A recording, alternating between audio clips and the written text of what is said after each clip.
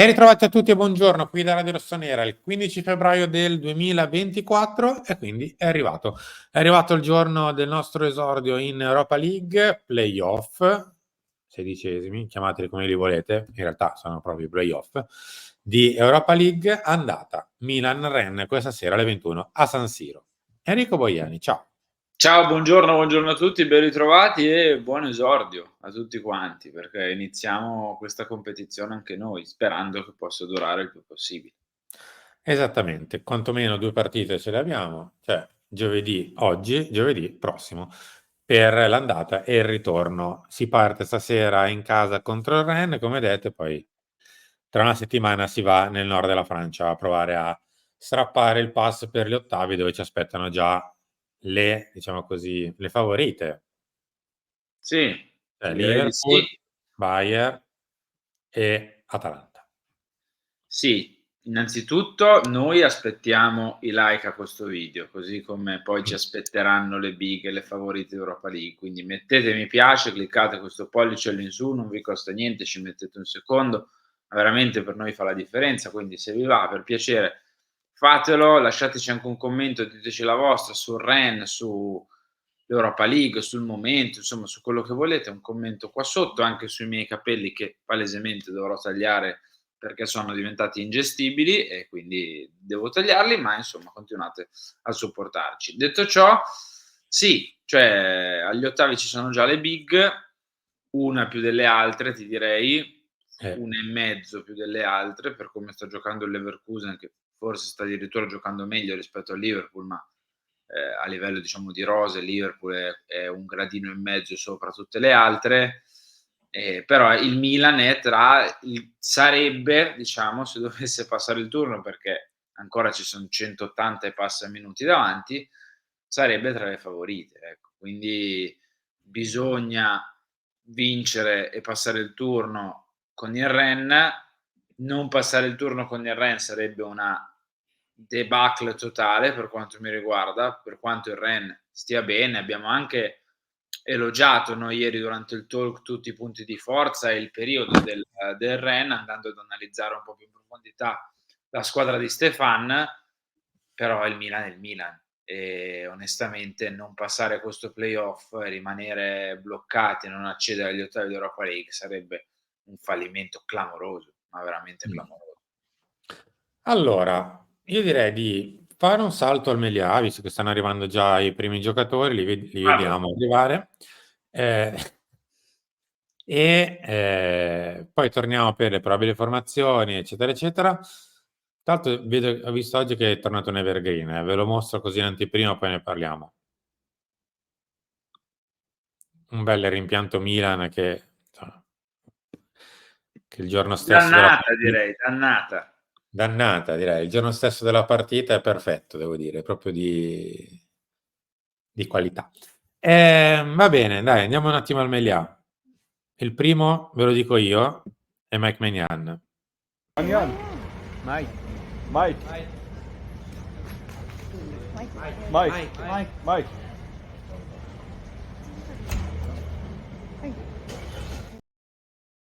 Mike, non si è girato. No, E d'altronde non è giro. concentrato dai, concentrato, Sì, sì, diciamo. fidatevi, era Mike Maignan. Andiamo a vedere anche velocemente invece Alessandro Florenzi, che tra poco vedremo sarà della partita, anche perché non c'è Davide Calabria infortunato. Eh,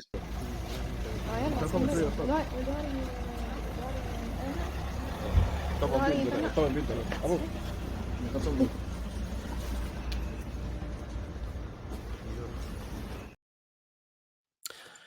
Qualche autografo per lui e vedremo se insomma, davanti a lui c'ha qualcuno che corre. Bisogna stare attenti lì, largo a sinistra, il Ren viaggia. sì, la fascia sinistra del Rennes è quella un po' più, diciamo spregiudicata, spericolata, anche istintiva ti direi, quella che fa più della rapidità il suo punto di forza, mentre invece la fascia destra è quella più di qualità Mm. forse, però un pochino più di tecnica, ecco, di costruzione anche. Bourigeaud non è un fulmine è un giocatore di assoluto talento, veramente un giocatore che può fare bene entrambe le fasi, più quella offensiva, però sulla sinistra hanno la Freccia, ecco, sulla destra hanno un giocatore un po' diverso, comunque da attenzionare ma diverso. Tra l'altro Ren che ha preso un'intera pagina di Gazzetta, questa, per motivarsi, caricarsi, sponsorizzarsi, non so come dire. Direi siamo questi. Dare Bello però tutto. dai, cioè, È stata carina, ci sta dai. non è brutta come idea, no, No. anche magari, che ne so, Beh, dal un po' punto di di rosso e vista nero sul giornale male non fa. no, esatto, ma dal punto di vista anche del marketing ti direi, è un'idea carina comunque dai, comprare una pa è come se il Milan comprasse una pagina dell'Équipe piuttosto di Ouest France, che non so nemmeno se esca cartaceo, però insomma, come se il Milan comprasse una pagina di un giornale, in Francia per diciamo caricarsi e per pubblicizzarsi. Ecco, per me non è una brutta idea. Poi i colori son belli, cioè non io non riesco a voler male a questa squadra, cioè c'ha quei colori lì. Poi Eh, dobbiam passargli sopra come uno schiacciasassi, però sempre rossa e nera è. Cioè come per esempio la mia squadra in Bundes è il Leverkusen, perché c'ha quei colori lì, cioè io son diventato milanista da quando avevo 3, 4 anni, perché era rosso e nero, non per altro, anche perché cosa capisci a 3, 4 anni, quindi, certo. sono non riesco a voler male al Rennes, ecco. Parte l'operazione Coppa allora. Pioli ci crede fino in fondo. Milan-Rennes come un derby. Il tecnico vuole l'Europa League, ma toglie pressione. Favorite Liverpool, Bayern, Atalanta.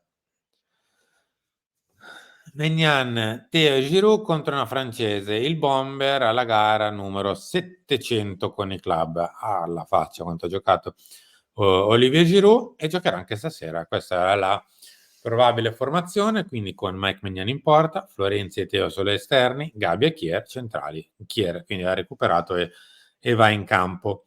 Reinders a fare coppia con Musa davanti Loftus-Cheek con Leao, Pulisic e Giroud. Anche se voci di Milanello dicono di un centrocampo un pochino diverso, un centrocampo realmente a 3 oggi, più che 2-1, una quasi linea a 3, quindi con un vertice basso, Reinders, e due mezzali, Loftus-Cheek e Musa. Poi apro e chiudo parentesi, per il prossimo gestore di Milanello sarebbe anche ora di chiuderlo un po' Milanello, visto che si sa qualsiasi cosa si faccia, si provi, si giochi, eccetera. Ma questo è il mio pensiero personale. Dall'altra parte il Rennes 4-4-2, Mandanda, 2 Omari, Teat e Truffert in difesa, Bourigeaud, Matusiwa, Santamaria e Doué sempre a sinistra, Kalimundo e Terrier davanti, insomma. Loro sono praticamente questi da qualche giorno, da quando si è fatto male l'Efe. Sì, son questi. Poi per quanto riguarda il Milan, dovessimo veramente giocare a 3, Simo, bisogna anche capire, ne parlavamo anche di questo ieri, dove si piazzeranno Musa e Loftus-Cheek in un eventuale centrocampo a 3, cioè se Musa va a fare la mezzala di sinistra o la mezzala di destra e Loftus-Cheek pure. La posizione naturale di Loftus-Cheek è quella di destra di mezzala, idem però per Musa, quindi uno dei 2 lo devi per forza di cose spostare a sinistra, che non penso sia un dramma, sempre mezzali sono, però bisogna anche capire questo, credo più Musa eventualmente. Per quanto riguarda il Rennes invece giocano col 4-4-2 da un po', stanno ottenendo risultati fenomenali con questo modulo, perdono le fe e non è roba da poco. Io ho una piccola riserva, diciamo, sulla presenza di Salah, Momo Salah, Non di mo- anche perché se no non era così sfavoriti. E anche Ehm lui nella competizione, tra l'altro.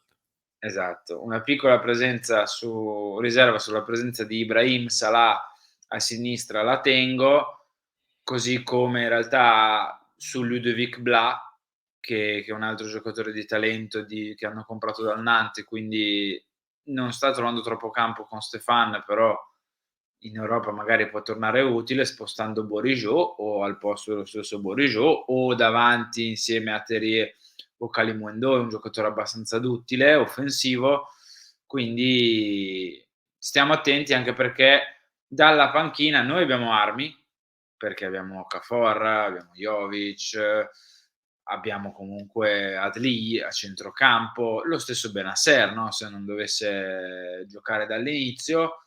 Loro hanno tante, diciamo punte, non punte attaccanti, cioè però hanno tante frecce, ecco, da poter lanciare perché tra Bla, Guiri, Salah o Doué, chi non gioca, insomma, sono giocatori interessanti, hanno dei difensori in più per coprire il risultato, insomma. Siamo più forti, se non passi un fallimento devi fare come hanno fatto in Champions League City e Paris Saint-Germain, cioè indirizzare già ampiamente la qualificazione, e questo è un obbligo, ma farlo con attenzione perché non stai giocando contro la Pergolettese, ma stai giocando contro una squadra che è la più in forma del campionato francese. Prima di chiudere con il grande revival, piccolo passaggio al Melià. Ciao, the picture? Thank you. Un Filippo Terracciano in maniche corte, un pazzo, e non so come faccia, esatto, vabbè, sarà sceso dalla macchina in pochi secondi, ma noi torniamo, come detto, al revival per chiudere i rimpianti del I diavolo. rimpianti. Diaz e CDK brillano, ciao la play scudetto, Milan che ti sei perso. Posso dire una frase? Trova l'intruso. Vabbè, è fin troppo semplice, direi, però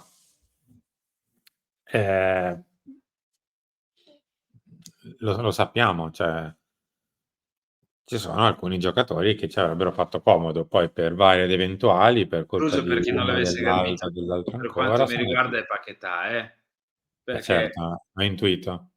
è vero, sta giocando in Premier, ha dei discreti numeri, ma da qui a chiamarlo rimpianto, cioè ce ne passa. Idem Ma ti ognuno direi di per noi ha un rimpianto o pensa che qualcuno di questi giovani, alcuni non più, poteva fare al caso nostro, si poteva fare uno sforzo in più da una parte, uno sforzo in più dall'altra, sia da loro che da noi, insomma, è Ma inutile stare guarda qui Simo, a allora ridare io altri. credo che la parola rimpianti non è che sia completamente errata nel calcio, nel senso, se tu hai un giocatore, lo perdi, era importante, poi va via e o diventa più importante o non riesci a sostituirlo, per me quello è un rimpianto. Quindi i 2 in alto a sinistra, per quanto mi riguarda, per cosa hanno dimostrato poi anche dopo, è vero che sì, un po' in discesa, però in Coppa d'Africa ha dominato,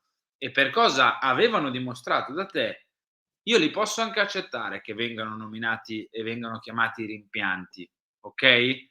Perché tu un giocatore come Kessy non l'hai più trovato, tu un centrocampista offensivo come Çalhanoğlu non l'hai più trovato. E quindi te li passo anche i rimpianti. Paquetá al Milan è stato un fantasma che disertava le convocazioni per X motivi. De Ketelaere l'anno scorso, per quanto io sono felicissimo che stia facendo bene con l'Atalanta, l'anno scorso è stato nullo pure lui al Milan. Di certo non solo per colpa sua, e questo non smetterò mai di dirlo, ma per anche qui tanti motivi, ma anche per colpa sua, perché non c'è stato un minimo di reazione. Brahim Diaz non era un giocatore del Milan, le cifre per tenerlo a Milano erano altissime. Puoi avere il rimpianto, tra virgolette, di aver usato, di aver valorizzato un giocatore non tuo, però ti è servito. Quindi Per 3 anni, cioè. quindi per Paquetá, De Ketelaere e Brahim, con una piccola parentesi su De Ketelaere, perché forse avresti dovuto lavorare diversamente, aspettarlo un po' di più, ok, però io non mi sentirei di definirli rimpianti. I 2 in alto a sinistra, per quanto erano importanti e quanto poi non sei più riuscito a trovare alternative così importanti, magari te la passo la parola rimpianto. Non so te cosa ne pensi. Ma guarda, al netto di come sono andati via, cioè, è un discorso meramente tecnico. L'unico che realmente non hai nemmeno cercato di rimpiazzare mai come caratteristiche è Frank Cioè non hai mai cercato di comprare un giocatore con quelle caratteristiche difensive e atletiche. Hai sempre cercato di comprare dei centrocampisti diversi, per carità, è lecito, però non hai mai cercato di rimpiazzarlo. Che so, non ti è mai venuto in mente di prendere un Seko Fofana, per dirti, a caso, buttato lì così, cioè un altro giocatore di quelle caratteristiche. Hai sempre cercato più delle mezzali, più degli interni di centrocampo di diverso tipo. Quindi se ti devo dire cosa manca al Milan e qual è il mio rimpianto più grande, per caratteristiche tecniche ti dico lui. Gli altri in un modo o nell'altro, comunque nella rosa, con caratteristiche magari in parti diverse ci sono.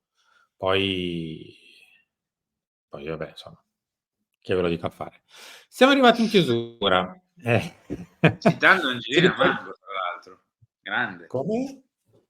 Hai citato anche Angelina Mango in questa chiusura, che ve lo Ah, è dico vero, a fare. non ci avevo pensato.